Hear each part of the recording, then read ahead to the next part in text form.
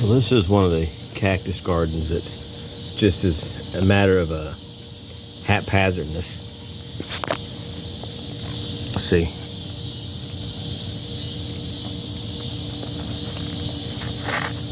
There's a baby, supposedly.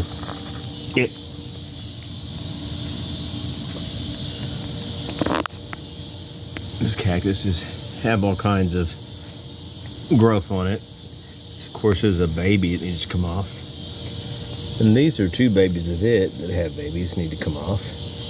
That's volunteer white rose moss. I don't know where it came from. This is a volunteer plant. Don't know where it came from. Here's a aloe vera. There's a horse. That rock coats water for about 12 seconds. I guess here's a retired soldier who lives on the farm. He's got a dog.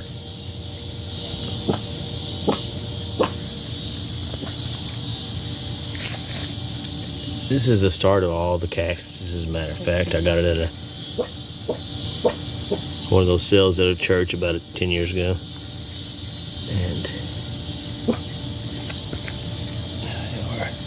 but you know, they have pea gravel, different rocks in them. Here's one of the babies. It's got its own start. This rose moss come up volunteer too, different color.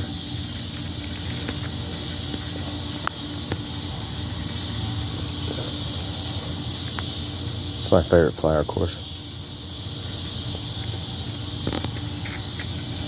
There's myrtlean. Now here's a lot of the cactus gardens that I'm just now putting babies in, and that one's already wanting to grow. There's another one. That one has a baby on top of it. This is a pine tree.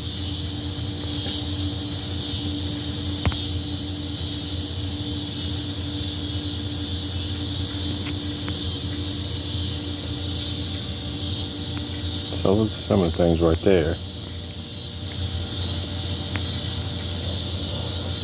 Some of the rocks that I find, of course every rock that I have in there, I actually find the rocks. One by one by one. Just walking. My favorite are what I call sediment rocks, which seem to have dried creek beds, river beds, sediment that's dried in them, which really takes thousands of years. See, look at this one, how unique.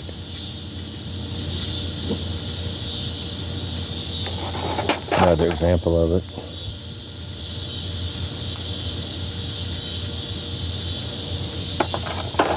You know, and the story goes on with that. But when you take one of these out, and say for instance you go to this one here, and you happen to maybe put it down in there a little bit like that, at least some of that sediment showing. It gives a little different detail. These are some pieces of broken tile that I find just walking. And so I may just put one, kind of bury at a weird angle there.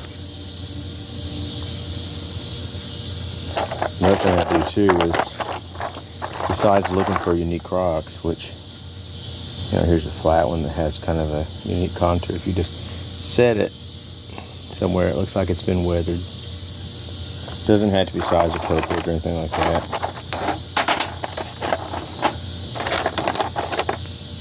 Little tile, little pieces of sediment. Nice boulder, so to speak. But anyway, everything soak. Like, so for instance, this. Having a country setting. Go ahead and maybe put that in there. Because I like to put found objects. That's one of my theories, you know, of everything I find, which includes these rocks. As you can see,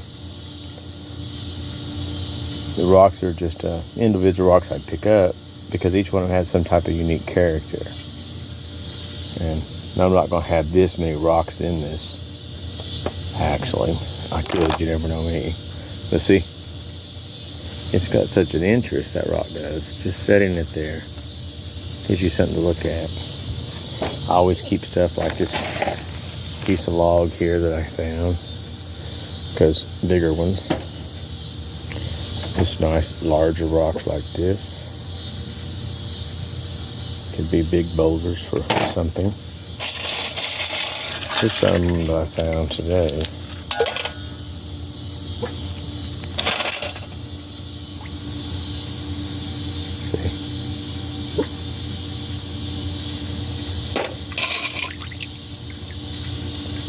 Interesting character. If you're setting it by itself, say for instance again, and it becomes part of the landscape. This one happens to look like a potato. You can put it in any context and it's got unique character.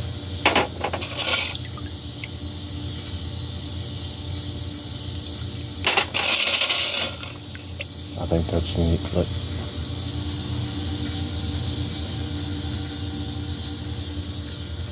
I'm not really sure what that is in that rock. See?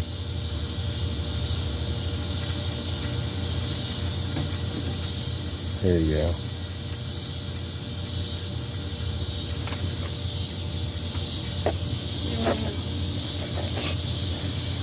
And that one fits really neat because of its. Some are rounded, so if you want to do several round ones.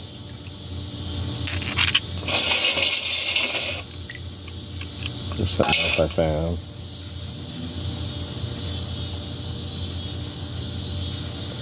Plastic dog. You know, every yard needs a dog. Let me see. About down here, this little retired soldier had a pup. Right there, maybe this dog could be its mother. So I'm going to put it right here. And suddenly, since he owns this little ponderosa here, and there he is, you don't get a good look at him. There he goes, yeah. He's retired from the Coast Guard. There is his little dog. Now, another found object, as you can spot her. There would be another dog, perhaps the mother. And there they are, rounding up these cattle, it looks like. Oh, here's some horses over here, look. There's a black one and its baby. There's a found boot. I found one boot at the lake, so now it has a plant in it. But however, I want to show you this aloe vera here. Look beside it. There's a pheasant.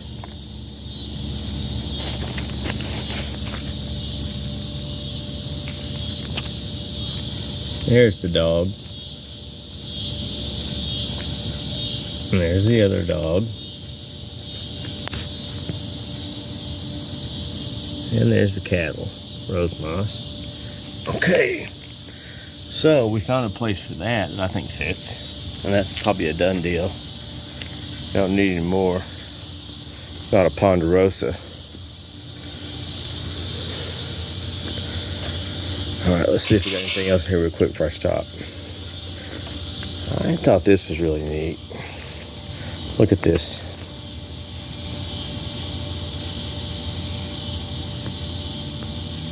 That's something. All the way through too, by the way. This could be somebody's countertop in a large piece, I suppose. But something like this, what would you do with it? It definitely has to go in a garden. I'm just going to lay it here just so you can see if someone discovers it individually in their cactus garden, what they may think about it. Here we go.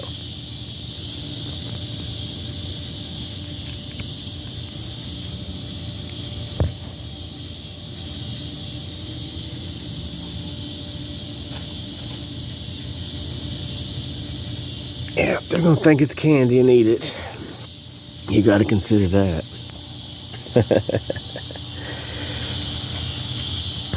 Hey, here's what I'm eating. Look.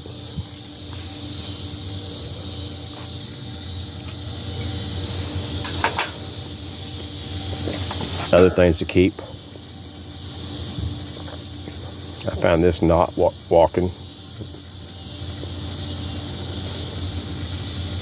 So if I get a larger pot, say for instance that one over there, it's empty, I may start by nestling one of these cactuses right behind it.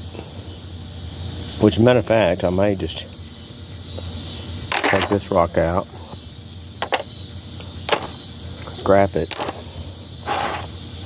turn this around so it's not so one-dimensional, and nestle that down in there like that, like more of a copacetic fit, which that does. It looks like the cactus is actually acclimated to this piece of wood.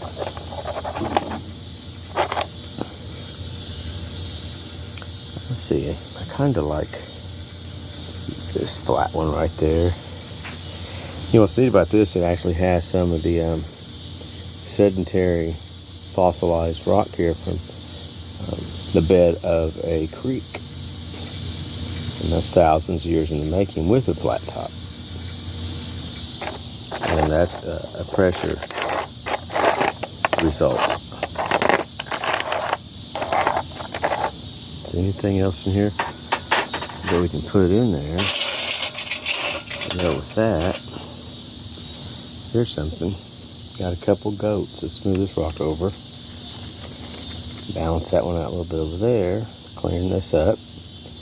And here's a goat. It's like a billy goat. And this is, dang man, I don't know, but he's going to be a tough one. Put him right over here. Push it down a little bit, make it solid. Put this here. I hope they get along, is all I can tell you. So suddenly these found objects, which I also found, are now together in this cactus garden featuring this knot I just happened to show you. But see, it works. And there's all sides to a cactus. You want to turn it around. I'm not trying to be delicate on the rocks because I got so many. Let me take another better look at this one out here. This is, I don't know, I call it sediment rock, but it's almost too perfect to be that. It is a bunch of fossilized rocks together, but it's really probably called something else at this point. Isn't it gorgeous?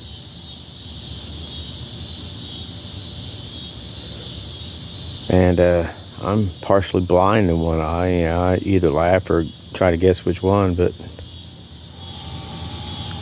what I do is spot stuff that is an anomaly, and that's what catches my one good eye. How's that? You see, I'm gonna just lay that right there because it's too pretty not to do something with it, because I want someone else to discover it like I did. So it's not about proportion. Look at there. Waiting for a place, huh? Here's a nice little orange rock, which is kind of interesting. I really don't know what that is, but see when you, and as a matter of fact, look, it has some of that. That's fossilized bed of a river or a creek. See, little tiny pebbles actually fossilized on there.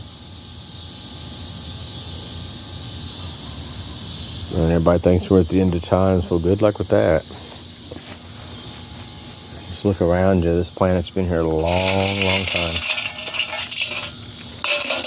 And so it goes, you know. Nice things to consider to put in one. Look at there. Wow. That has a bunch of fossilized sediment from the bottom of. Look at that. That's even a fossil there. Perhaps a twig. See?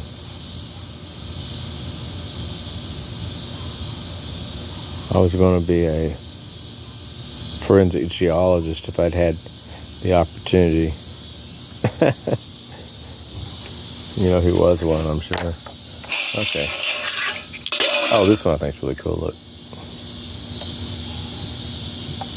That's something. Flat. So, say for instance, you find that in your cactus garden, is it going to be as unique to you as it was to me when I found it? So I'm just going to go ahead and stick it right here, lean it up against this one like it was part of maybe an avalanche experience.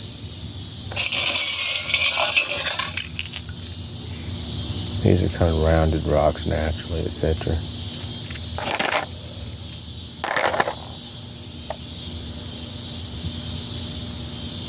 Yep.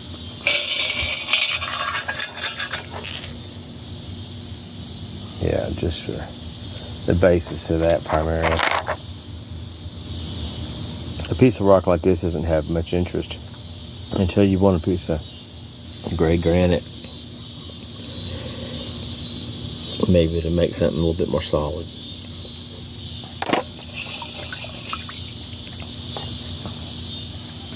Here's this is my water gun for in case my torch gets out of control. Oh, help, you know, that's what that's there for. But this happens to be what I put in the bottom, or not in the bottom of it. I put rocks in the bottom, and then I put some soil and some sand, and then some of this about an inch in the top. Let me show you this right here real quick. It's been in here for a while. This is a seedling. And you see right here, if you can see very well, that's a wonderful pine tree. And so, probably clear some of these rocks out. They were just for stability when it wasn't raining. So look at this rock. Isn't that something? And it even has two different levels. So it'd make you wonder what happened there, but that's just something that...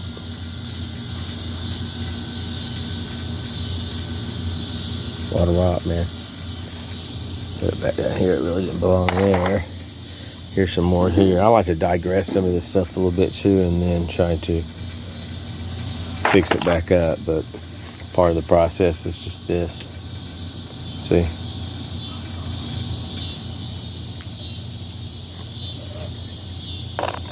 Here's this, a horse by this pine tree, but it's got a nice glow to it, see, in the firelight. It's healthy. Let's say it's a poor man's opportunity to bonsai.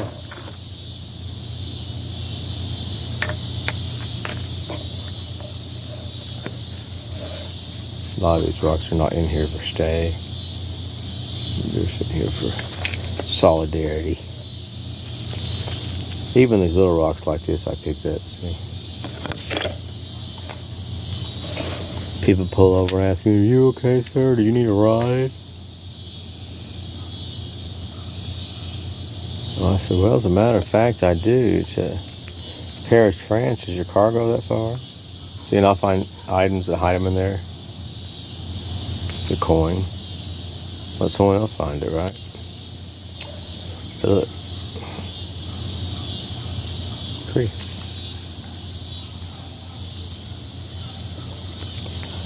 These get misted.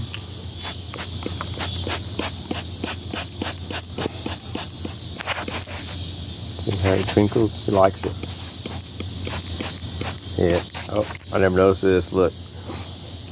There's a buck for those of y'all that may be interested. Seasoning's open up, so if you want to come to my backyard, he's got I don't know how many points. 1, 2, 3, 4, 5, 6, 7. I think it's an 8-point buck, man. Look, can you see it? 8-point buck. 8-point buck. That's kind of nice. That's behind that tree. I didn't even notice it. So it's appropriate. This baby needs to come off till the end. And this is fuzz right here is how it eats. It's just as soft as it can be. It's why it's called Grandpa's beard.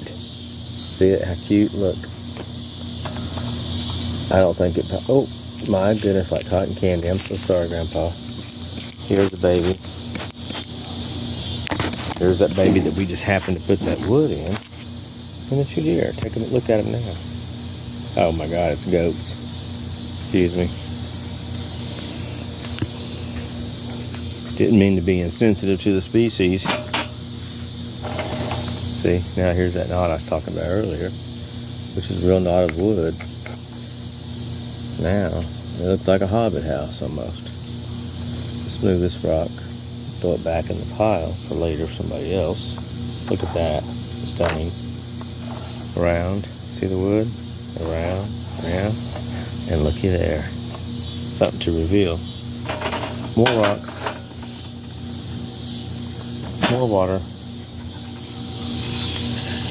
More watermelon.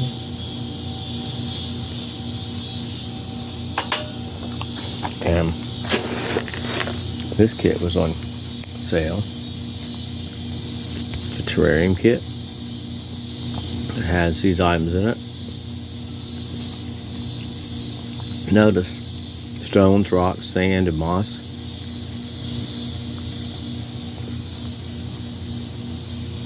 Everything's from Mother Nature that I have. But this is a full kit to help you build it for the terrarium that you want to do. And I'm going to do it in a Southwest style for the cactus. Make sure they have the right climate, see?